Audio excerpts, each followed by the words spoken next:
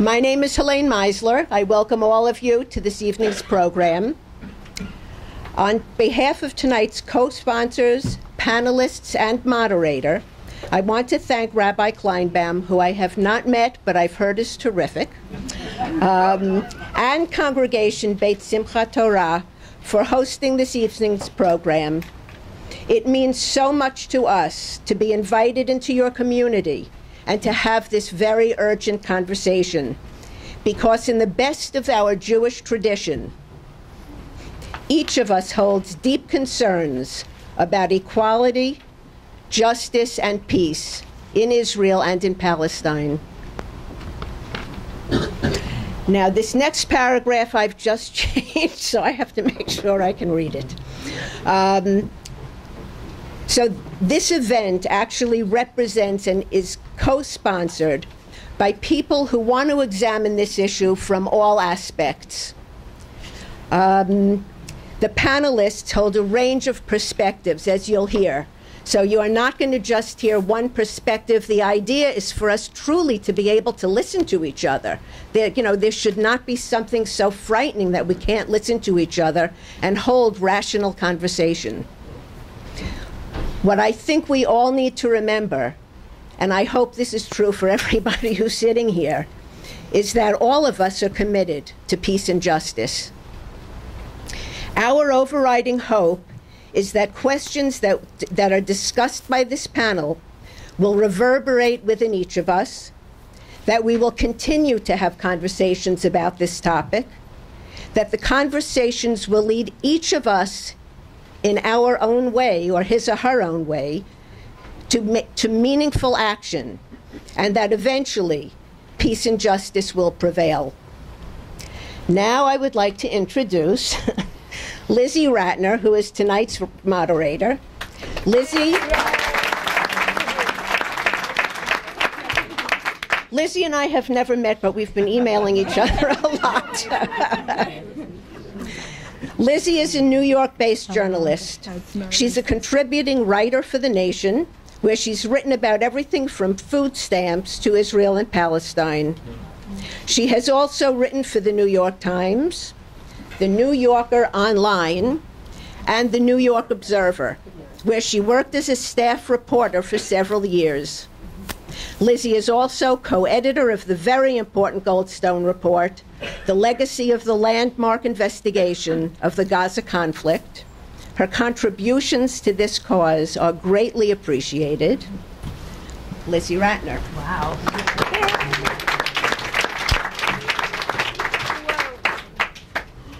Thank you, Helene. I'm a little embarrassed and humbled, but thank you very much.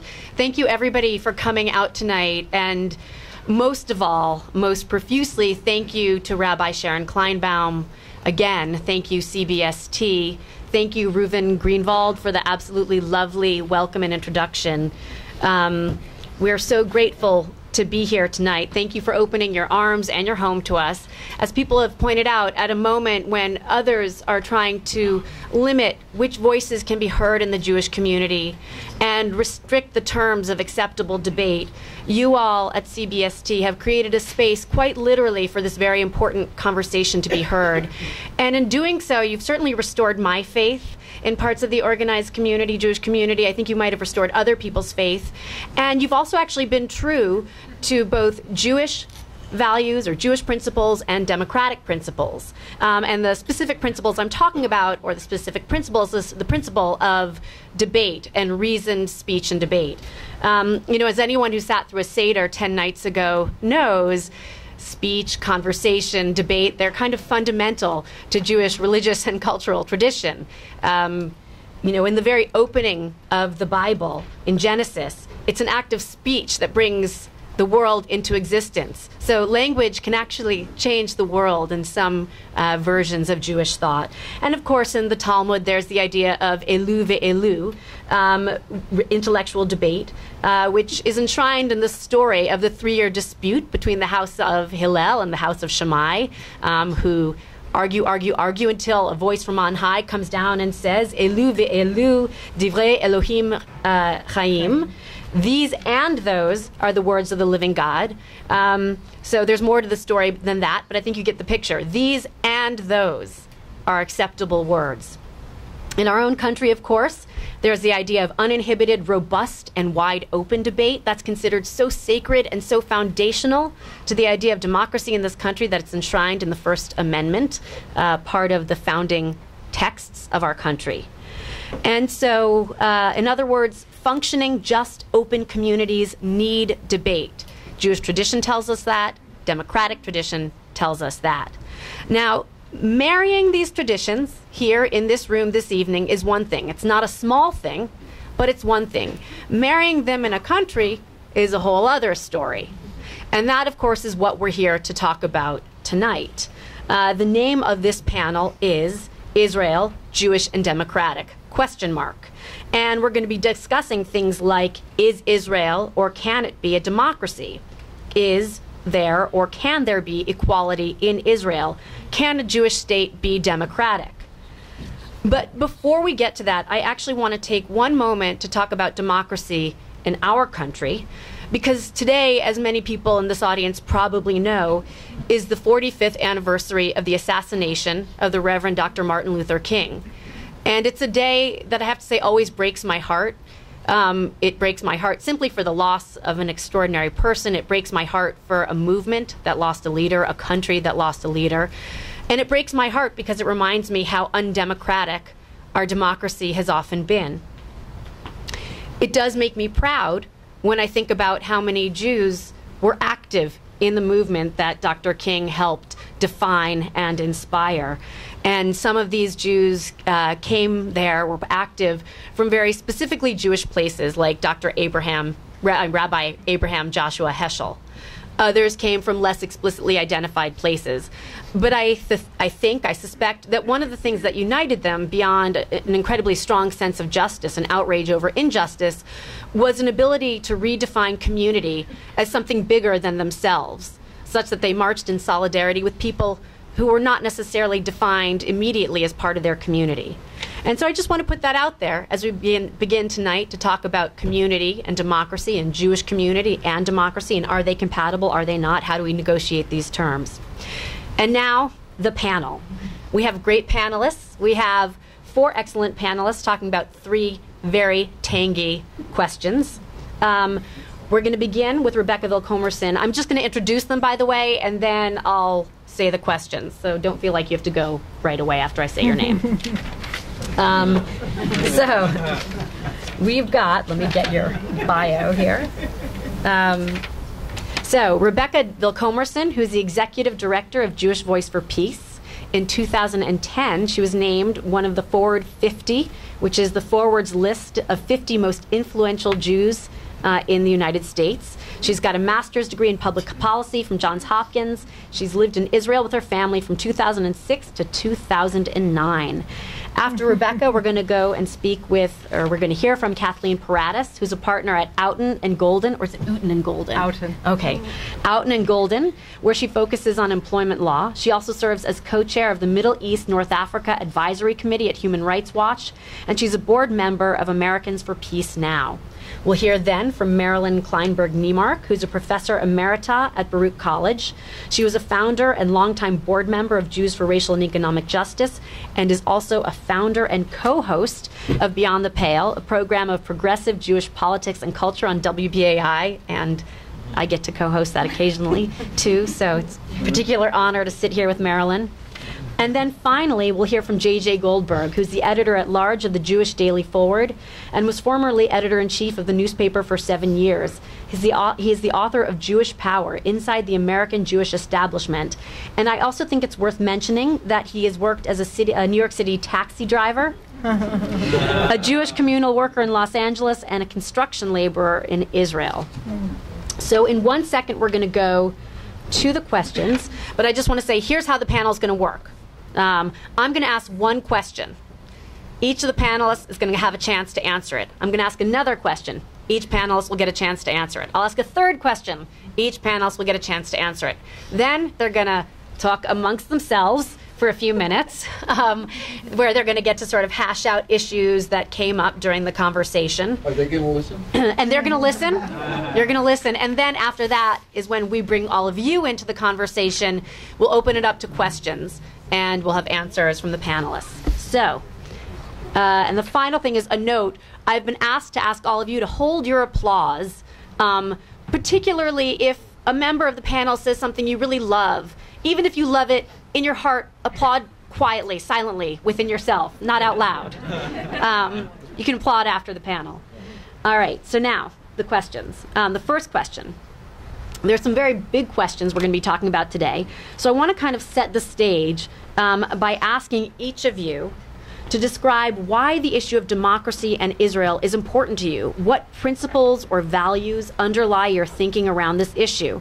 And this can include political values, Jewish values, historical lessons, personal experience, whatever is most important to you in considering these questions. And I'm going to turn this now over to Rebecca. Thank you, Lizzie, for that beautiful framing of what we're going to talk about. And good evening, everybody. I want to just take 1 second. Can everyone hear me? Okay. Yeah. I want to take just 1 second to echo what Lizzie said, thanking CBST for hosting us. It's really just so moving to be here having this discussion, and so thank you to CBST. Also, before I get into the question, I want to just make one little disclaimer. I think I'm the only person on the panel here who's representing an organization, but Jewish Voices Fro Peace doesn't actually take positions on these exact questions, so I am here speaking for myself, not on behalf of my organization. So what's been most influential in my thinking? I think it's simply growing up Jewish in America, enjoying all the benefits of full American citizenship and really feeling fully American. So given this experience, which of course is a very, very formative experience, I place an enormous value on the full equality of all peoples, regardless of ethnicity or race or religion. Also, consistency in political values is very important to me. I don't think that we can have one set of principles about life in the United States and hold Israel to a different standard. So the things I believe in and I've fought for here in the US are the same things I'm going to fight for in Israel. Again, full democracy, full citizenship, equality of citizenship. I also believe that true democracy and equality in Israel is in the long-term interest of Jewish Israelis. The only hope for a future that offers safety is a future that offers safety and freedom for everybody. And I do want to take a minute to talk about our comfort and our fears. Like many of us, I have a strong childhood memory of arriving in Israel for the first time and suddenly being surrounded by people who more or less looked like me, and recognizing what a special and comfortable feeling that was and how different it was from life here. And in my adulthood, when I lived in Tel Aviv, I loved, for example, the feeling, the Friday afternoon ritual of the city slowing down in preparation for Shabbat. So that feeling of living in a society where culture is dominant is for many of us, if not most of us in the United States, really pretty seductive because it's not something that we experience here. But at the same time, I can't justify to myself the oppression of another people for the sake of that feeling. There's no getting around the fact that Israel is based on a system of ethnic supremacy, and that what kind of life you can lead there is largely determined by whether you're Jewish or not. I wouldn't justify Christians having more rights than Jews in the United States, and so I can't justify Jews having more rights in Israel. That's based not only on my political values, but on the lessons I draw from the history of being Jewish in the diaspora, as Lizzie referenced. I'm so proud, despite the fact, of course, that history is more complicated than it sometimes seems when it's told in retrospect. But I'm very proud that as a community, we've also often stood in solidarity with those who are oppressed, and we join struggles for freedom and equality. And so I see these positions as a continuation of that tradition. But I do think that it's important to acknowledge the feelings of loss and fear that contemplating a more equal and just society in Israel bring out. As the ones in power, we are the ones with the most to lose. The systematic history of persecution of Jews in many eras was real, so these emotions, especially of fear, have real weight.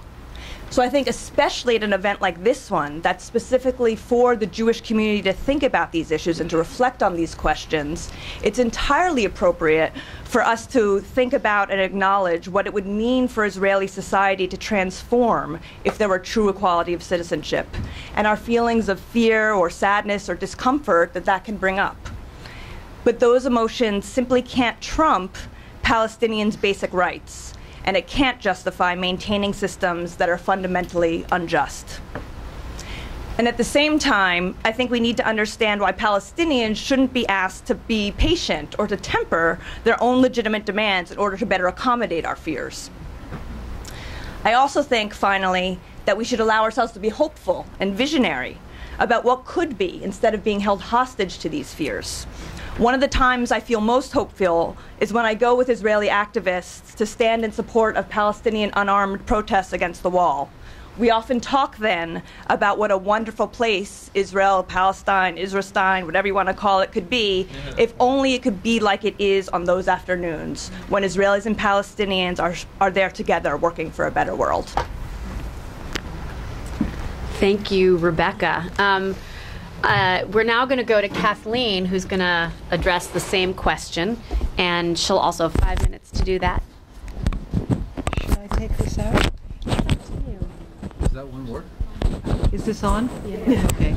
I'm taking this to be a "where are you coming from" question, and I'm happy to address that, which I will. But I have to say first that I'm not only grateful to Rabbi Kleinbaum, but I don't know if I've ever been on a panel before with 3 friends. I mean, they're not just people I know and respect, but they're actually friends. JJ and Rebecca and Marilyn and I have been friends for a long time. So that just doesn't happen very often. And I'm wondering what we're going to disagree about. I can sort of guess, but I think that we all have a great deal of respect and regard for each other. So I just think that this is a wonderful way to start. But let me begin with a little disagreement, actually. I was glad to work with Donna Neville in dealing with Anshe Chesed when they tried to get out of their contractual arrangement, and to decide when CBST made this offer that although we could fight Anshe Chesed and win, it was better to be here in a place that was really welcoming. So that little blip of a synagogue's attempt to squelch free speech was terrible, but it was kind of fun. And because we would have been able to be there if we'd wanted to be. But I want to say that by way of saying that my life has really begun, and I've really lived it, as first and foremost maybe a civil libertarian. When I was about 14, I think, I heard somebody give a speech about civil liberties in general. And when I was in my last year of high school, I went to a protest against the House Un-American Activities Committee. And I met Al Weirin, who was then the general counsel of the Southern California Civil Liberties Union. It was A.L. Weirin, Abraham Lincoln Weirin, and he was really a great man. He died not terribly long ago. And at that time he said, if you're going to be a lawyer, come to the ACLU and apply for a job. And I did later work for the ACLU. But Al Weirin was a lawyer who represented, let me make sure I get this right, Gerald L.K. Smith, a Nazi. And he'd been refused the right to speak before Glendale High School. And Al represented Smith and won him the right to speak. So I want to just throw down a little gauntlet for Rebecca, because last week, or a few days ago, Jewish Voice Fro Peace urged a synagogue in Westchester to withdraw an invitation to the odious, horrible Pamela Geller. And I would not do that. I think that CBST lets us speak. We should let Pamela Geller speak. Am I right about that? No, I disagree with that. Okay. So I just want to say that I think free speech, and that's one of my principal values and one of my ways in to Jewish values. I went to the Road to Peace conference in 1989, and at that time I was on the road to being a Jew. I didn't grow up Jewish. I converted in 1991, so in '89 I was kind of on my way. And I'm sure somebody's going to say, why did you convert? And that's a longer conversation. I went to Israel for the first time in '92, and I think I've been to Israel 50 or 60 times since then. But at the time that I went for the first time, I was a new Jew. I was a civil libertarian. I was an activist for women's rights and human rights and all of the rights that I cared so much about.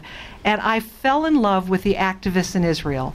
I fell in love with the activism around with Adullah, with Israel Women's Network, with New Israel Fund, with all of the progressive activities that were so much what I did in America. I fell in love with those activities and those people in Israel. And I fell in love with them really hard, so that I haven't gotten over it. And I believe that there's still a glimmer of hope. I don't disagree with anything Rebecca said, but I believe that it is still possible, because I think there are still good people who work on these issues and want freedom and want equality and hate what's going on in Israel. So my Zionism, my human rights activism, my feminism, and my civil libertarianism, I have to tell you, I get them all mushed together, and I'm not very careful about distinguishing them, because to me they are all overlapping, and I can't tease one out from the other. I believe that the mainstream Jewish community, with its blind support for everything the Israel government does, has ruined my dream of a democratic Jewish Israel. Not quite ruined it, but close to ruined it. I hate the way, I hate what they've done, and I think that all of us together might be able to pull back from the precipice, and that a Jewish democratic Israel is still possible. That's what I have to say. Well said.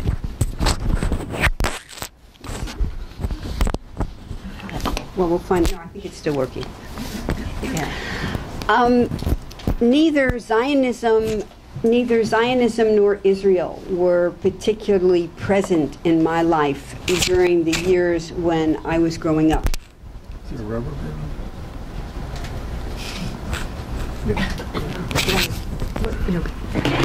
What is this one? Oh, I see. It's necessary for the video. Is that right? I get it. Okay. So they weren't particularly present in my life. One part of my family were ultra-Orthodox and fervently anti-Zionist, and the other part were fervently assimilationist, and so there we are. And then when I finally noticed Zionism in Israel, it was really after some years of activism that focused on the adverse effects of U.S. foreign policy on other people, from the Vietnam War to the various U.S. interventions in Central America. That says something about my age, of course. But it wasn't until the stirrings of the First Intifada that I began to pay attention to the conflict between Israeli Jews and Palestinians, and the dysfunctional role that the U.S. was playing in that conflict. In the decades since, of course, there were and still are lots of places in the world where the U.S. has played and still plays a destructive and unjust role, and not only in the Middle East. So why this place? Why Israel? It's here that my identity as a Jew overlaps with my sense of responsibility as an American citizen and as a global citizen. I'm neither religious, I'm not a nationalist, but I'm connected to Jewish civilization. And Israel claims to represent that civilization, and in some way to speak and act in the name of the Jewish people.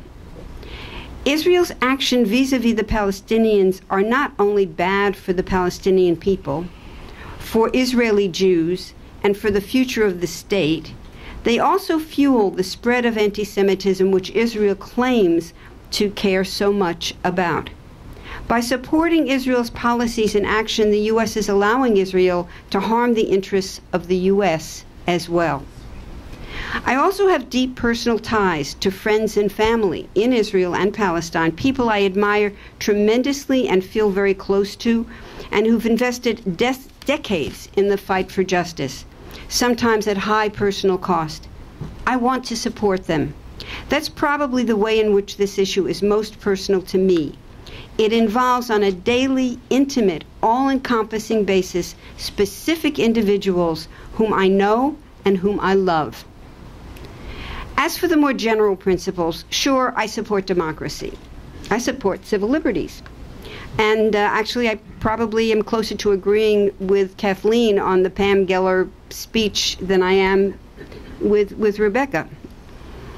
Who can be against democracy? But when you start to put flesh on the abstract concept, it pretty quickly gets flabby. We can easily find ourselves, for example, arguing over what constitutes a democracy. For example, does a democracy require the separation of church and state? Well, the Anglican Church is the official church of England, and the Swedish flag is emblazoned with a Christian cross. Does it require the existence of a written constitution? But again, Great Britain doesn't have one. Does it require the rule of law and checks and balances? But Hungary recently amended its constitution to limit the ability of the Constitutional Court to challenge new laws. Does it require holding periodic elections? Well, that probably matters most, but as we all know, the former Soviet Union and its satellites regularly held elections, and so do today's Iraq and Afghanistan. Is it about not invading and occupying another people's land? Well, think about North and South America. So even before corporations were declared people and could limitlessly pour billions into political campaigns, the U.S. has seemed to many to function more as a plutocracy than it does as a democracy. Democracy matters, and all those flaws I just enumerated count. But in the end, I'm less concerned about democracy in a formal sense than I am in its substance, and that requires justice. Among other things, justice is the only true path to democracy.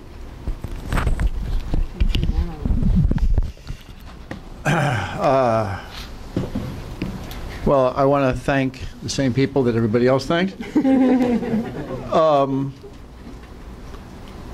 I do want to disagree with everybody who's spoken so far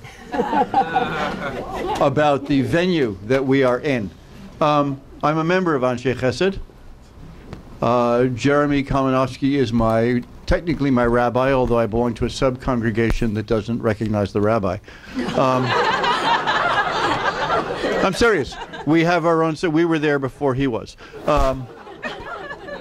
It's called Minyan Ma. We have about 30 or 40 members who are rabbis and work elsewhere. And first time a rabbi from downstairs came to us and said, "I'm your rabbi," everybody looked at him and said, "What?"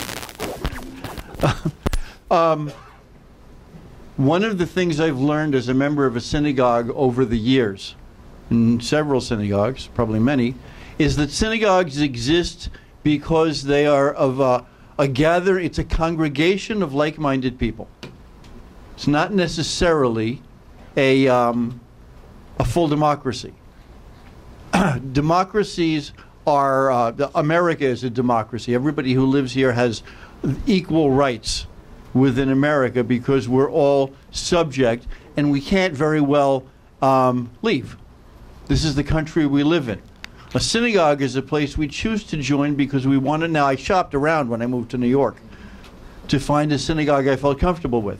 There are things that go on in Anshe Chesed that I'm not comfortable with. Jeremy and I very much disagree on Israel. But we agree on a lot more things than we disagree on.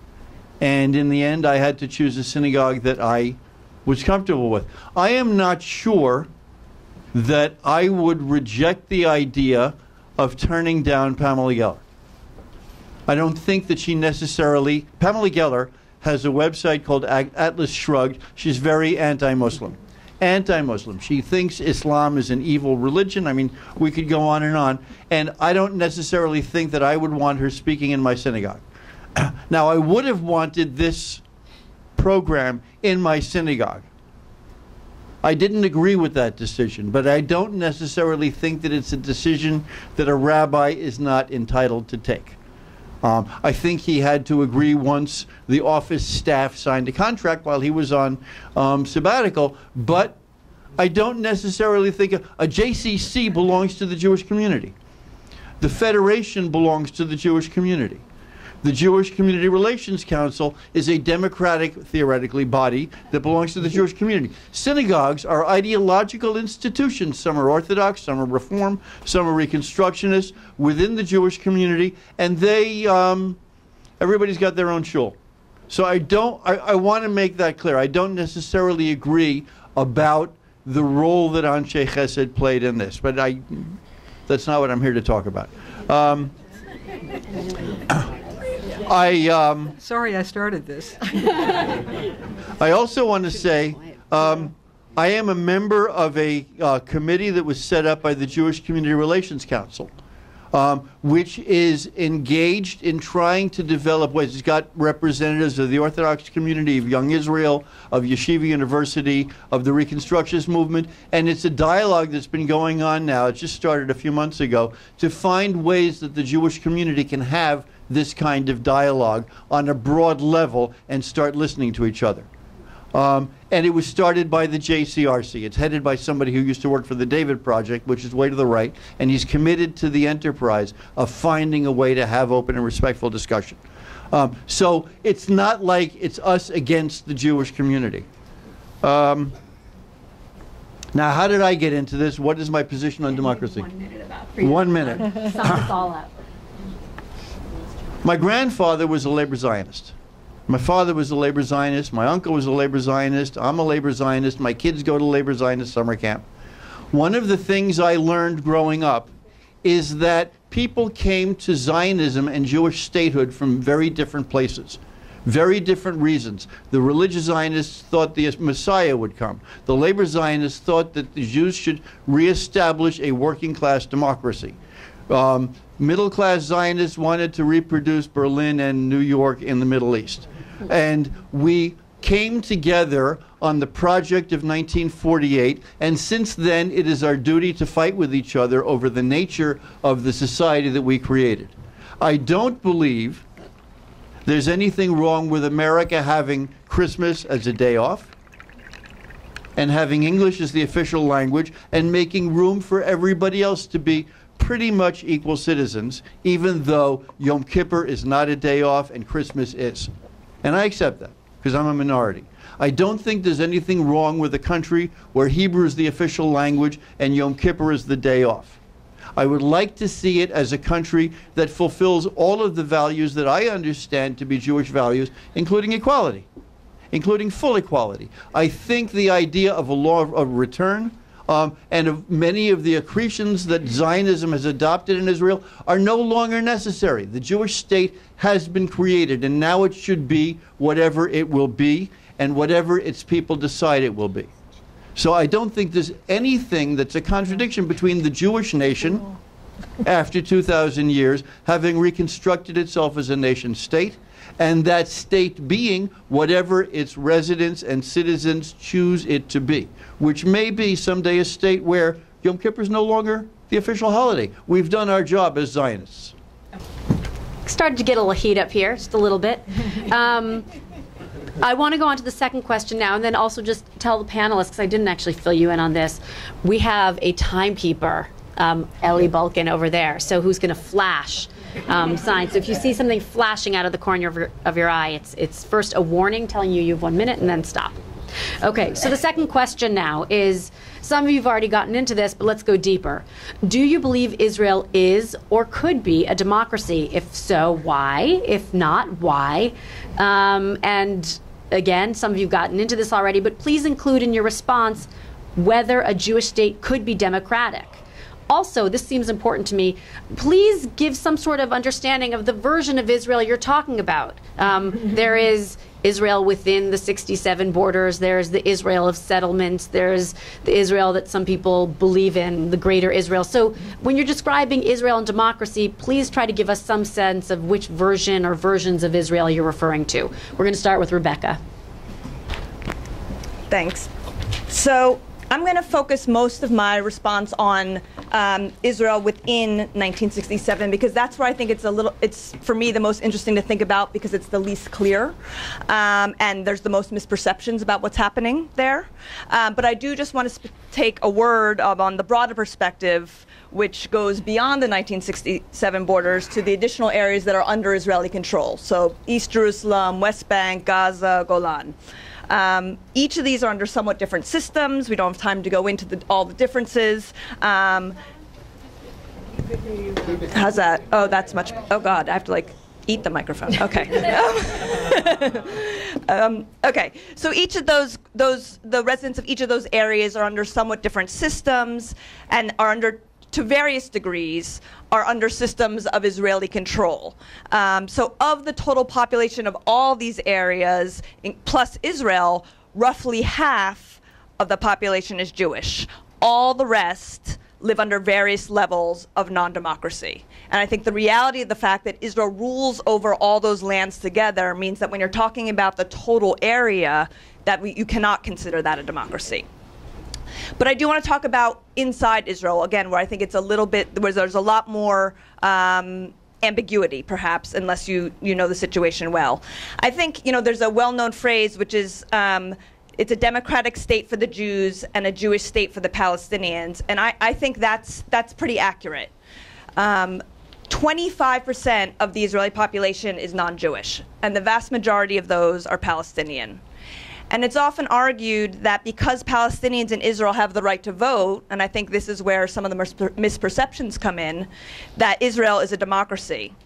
But the truth is that in every element of society, really too many to mention, non-Jews are second-class citizens. And that's from education, to access to land, to family unification, to cultural expression, to right of return. Even in the very limited realm of elections, no, as they're called in Israel, Arab party has been part of a ruling coalition. So the Palestinian community is essentially shut out of the legislative process. And so apart from the electoral system, I want to mention just a few what I think of as most egregious examples that might start to illustrate the depths of inequality that non-Jews in Israel face. First of all, the JNF, the Jewish National Fund, controls the vast majority of land in Israel, and Palestinians only own about 3.5% of the land. So even with population growth, Palestinian communities cannot expand, not only because of the control of the JNF, but also the Jewish rural regional councils. In combination, Palestinians only own 3.5% of the land and don't have access to expansion. The education systems are separate and unequal.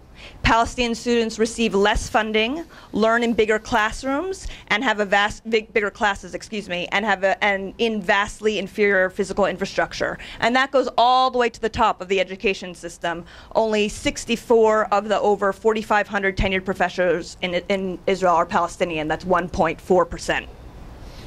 The curriculum in the Palestinian school system is mandated by the Education Ministry, which is almost entirely directed by Jewish Israelis. The curriculum in Palestinian schools neglect Palestinian and Arab history, literature, and culture, but require the study of Torah and Jewish texts. And in contrast, the religious Jewish schools, which are also separate from secular schools, have just about complete autonomy in setting their own curriculum. Though Arabic is an official language of the state, Jewish students do not need to learn it, and in fact, English is the de facto second language of the country. In the cultural realm, all the symbols of the state, from the flag to national holidays to the national anthem, are Jewish in nature. And then we come to the Nakba law, which is emblematic of the Israeli approach to the Palestinian portion of the population, which made it illegal to even acknowledge the reality of history from a Palestinian perspective. So if you add all these things and so many more together, from the perspective of the Palestinian population, this is not only terribly alienating and excluding, but also creates an undeniable system of second-class citizenship that limits just about every aspect of their lives. I do want to say that we need to, of course, remember that the Jewish population inside of Israel isn't a privileged monolith. it's a slippery slope from systemizing discrimination against Palestinians to discrimination against different categories of Jews as well. So we have women, Arab Jews, Ethiopian Jews, leftist Jews. The whole idea of different rights applying to different categories sets up a paradigm where basic rights of everyone are actually in peril. And that's the direction we're seeing Israel going, as the younger generation is showing less and less commitment to democracy. On the question of whether Israel can be democratic, we should remember that the US was founded as a democracy, but for a select group, which was propertied white men. It took hundreds of years and movements for justice and multiple Supreme Court cases and constant struggle for women and all people to gain the right not just to vote, but to get access to all the privileges initially bestowed on one group. Today, we don't think of that as a tale of destruction. We think of it as one of the greatest accomplishments we've ever made. Still not perfect, but vastly improved. So I don't really understand, and I would ask the question, why, when people push for the same in Israel, is that considered a threat? It's a very strange position for me to be physically on the far right of this panel. But I'm going to seem like I'm on the far right ideologically also, which is totally weird because I'm normally thrown out of organizations because I'm too left. So this is an odd experience. I don't disagree with many of the facts that Rebecca just laid out, but I think the question to me is whether Israel is a flawed democracy, I mean, which it is, or if it's a failed democracy, which I don't think it is. And it's interesting that Rebecca ended with the example she gave, which is what a flawed democracy America was and how much progress has been made. So I think that I would, as I said when I spoke before, I still have the hope that Israel's flawed democracy can become a less flawed democracy. But let me just touch on a couple of things that I mean by democracy, why I think Israel is one within the Green Line. It obviously is not in the occupied territories. There's no such thing as an occupied territory being a democracy. That's just a contradiction in terms. So I'm talking about Israel within the Green Line. Democracy requires, I think, three things: basic personal and political rights, free and fair elections, and an independent judiciary system. Israel has all of those things. Each one, as to Palestinians, is flawed, but each one exists, and the discrimination against Palestinians is not, I would argue, structural. It's a matter of flaws. It's a matter of lack of democratic will to fix them, but there aren't any structural impediments. There are impediments of the democratic process working better than it works. Let me just talk about land distribution and ownership first. What Rebecca said about the proportion of land that's owned by Palestinians, I'm assuming that your number is accurate. The Supreme Court of Israel, the High Court, has decided that Palestinians are entitled to buy land and may not be excluded from land in a decision, the Katzir decision, which is now 9 years old and has not yet been implemented. It's a shanda that it hasn't been implemented, but it's still the decision of the High Court, and I, for one, am not willing to give up on the possibility that it will ever be implemented. At some point, I think these flaws are so flawed that Zionists and Israel lovers like me will say, I'm done. But I don't think we're there yet, and I think the decision of the High Court that Palestinians are entitled to equal land ownership is at least a bright glimmer of hope. As for Arab parties not participating in the government, am I out of time? No. As for Arab parties not being able to participate in the government, I think this gets to a question that is really important. If Arab parties are excluded because of race reasons, if it's a racial exclusion, that is for sure a serious derogation of democracy. That could change if Arabs were to vote more than they do. Arabs voted at about the rate of 50% in Israel. Palestinian Israelis, I mean to say. In the last election, I think their voting was about 52%. I think Jews were something like 65 or 68%. I've spoken to Palestinian friends a lot lately about whether or not they think that that is one part of a solution to the derogations of democracy in Israel for Palestinians. And I have confidence in democracy. If Palestinian Israelis voted at a higher rate and had more members of the Knesset, I think that that presents the possibility of Israel being a less flawed democracy and Palestinians having more of a voice in that democracy. The third area, the symbolic and dignitary burdens that are heaped upon Palestinians. I think JJ was right when he said that Jewish symbols do not necessarily mean that Palestinians are forever second-class citizens. I think those dignitary burdens, what matters is whether Palestinians have a chance. In this country, atheists always lose, but they regard themselves as having at least a role in the political conversation. In Israel, Palestinians generally lose, but I think that if there's more democratic participation, they have the opportunity to make changes in the way the political process works. I have so much more to say, but my time is out, so I hope we'll just get to questions. Lizzy, I think you really got to the heart of the question when you asked us to specify which geographic versions of Israel we are referring to at any given moment. That such a question's even necessary is one of the reasons Israel is not meaningfully a democracy or has fatal impediments to its being a democracy at the moment. What are the territorial parameters of the State of Israel? Since the settlers not only vote in Israeli elections, but are governed by Israeli law, how can one look only at Green Line Israel as the state whose democratic character we are interrogating? And if the State of Israel includes, as Maren Ben-Venisti and others have argued, both sides of the Green Line as an integrated territorial, economic, and political unit, the existence within this state of some millions of non-citizens subject to military occupation and expropriation of their land and natural resources makes it hard to argue that Israel is functioning as a democracy. Practically speaking, there's no such thing as distinct Green Line Israel. It's a fiction, or maybe even a fable that we tell ourselves to sustain some shred of hope. The fact is, some residents of the lands Israel controls vote and have the privileges of citizenship, and many millions more do not. That seems to me to make a slam dunk case that Israel is not, by any common definition, a democracy. Yet we seem to keep wanting to debate the old question of whether a Jewish state can be a democracy, and debating it as if it's an abstract question.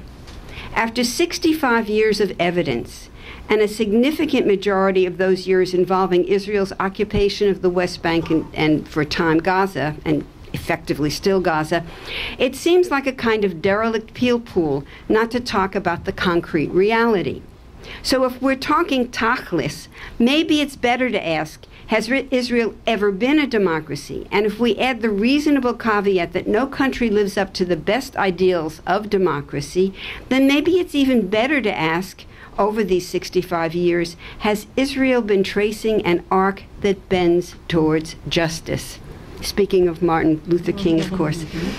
If the answer is no, could it be because no matter the potential merits and goodwill of the founding plans, the effort to establish and sustain the Jewish character of the intended Jewish democracy doomed the democratic character from the start, and it's been spiraling downward ever since?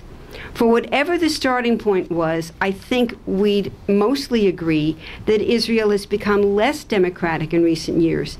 And every time the separation between religion and state dwindles, free speech is curtailed, or minority rights are trampled, it is in the name of preserving the state's Jewish character, that is, Jewish hegemony.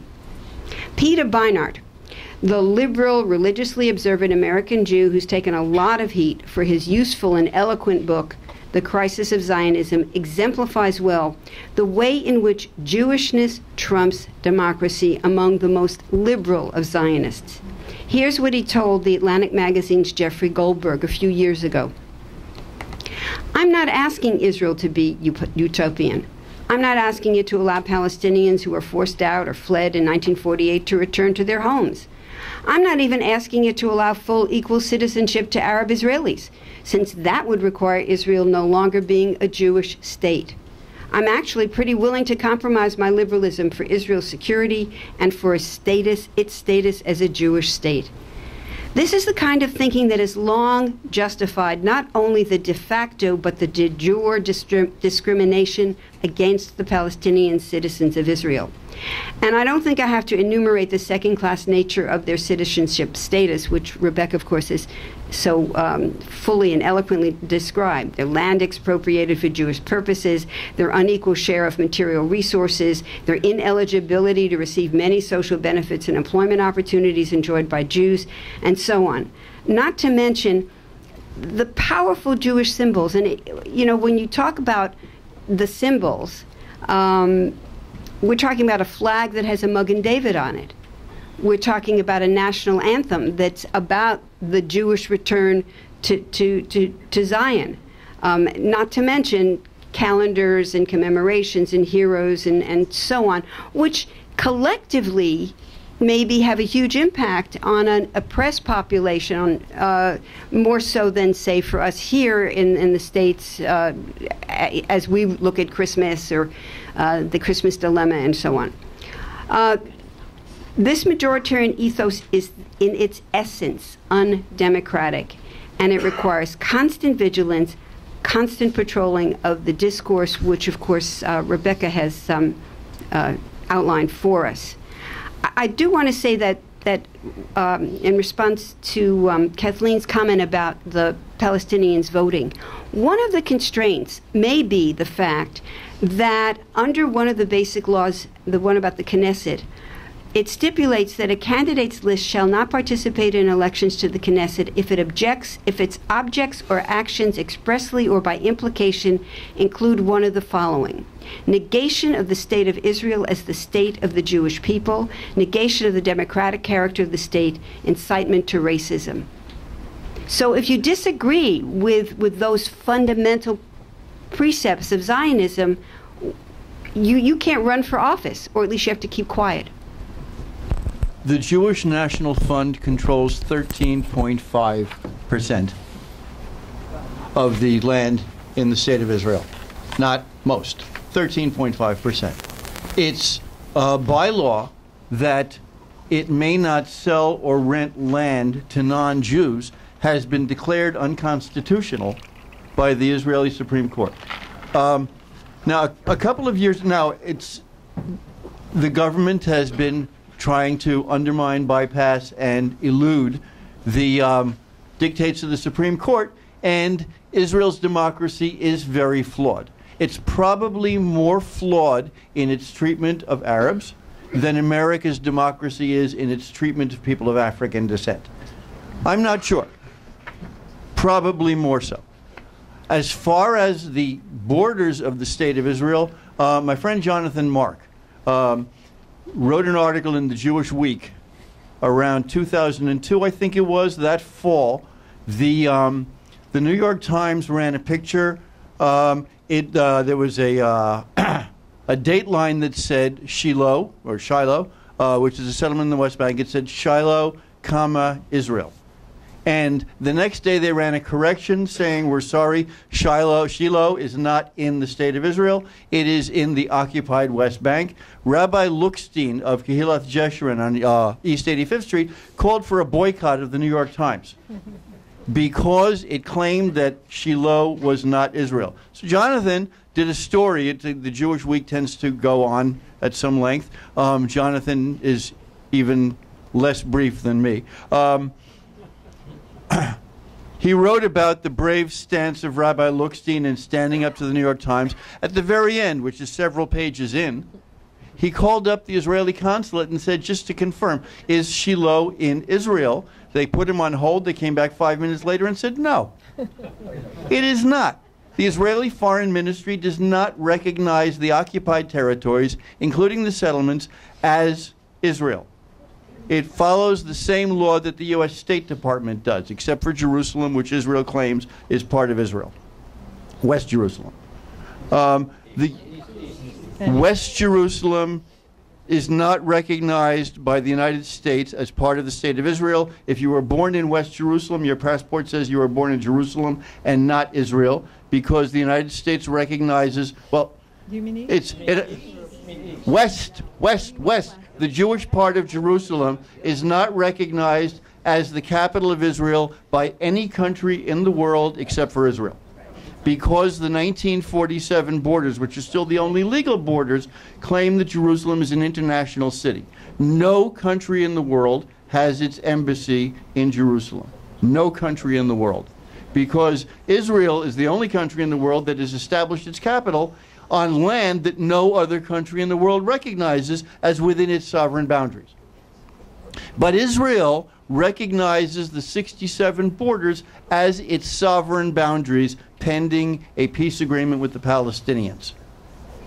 The Israeli government, the Israeli executive power, has been playing a cat and mouse game with Israeli law for years, with increasing intensity since 1978, when the Likud took over the government.